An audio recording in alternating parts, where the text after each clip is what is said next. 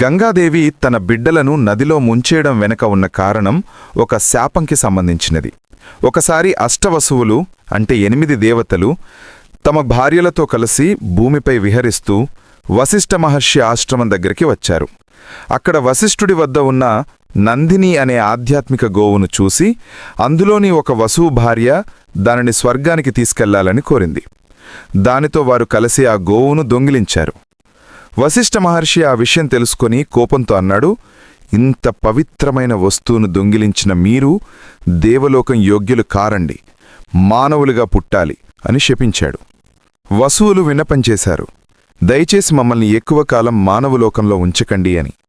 అప్పుడు వశిష్ఠుడు అన్నాడు, 7 వసువులు జన్మించి వెంటనే మరణిస్తారు, కాని ఒక వసువు మాత్రం ఎక్కువ కాలం జీవిస్తాడు.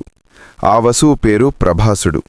దాంతో అష్టవసువులు భూమిపై పుడతామని, వెంటనే మరణించాలన్నా సరే శాపం తీరాలని కోరుకున్నారు. అప్పుడు గంగాదేవి వారిని రక్షించేందుకు తల్లి అయింది. అందుకే గంగాదేవి పుట్టిన వెంటనే వారిని నదిలో ముంచింది. అది శాప విముక్తి కోసం చేసిన దైవ కర్తవ్యం. గంగాదేవి 8వ శిశువును స్వర్గలోకానికి తీసుకుని వెళ్ళిపోయింది. అతనే దేవవ్రతుడు అంటే భీష్ముడు.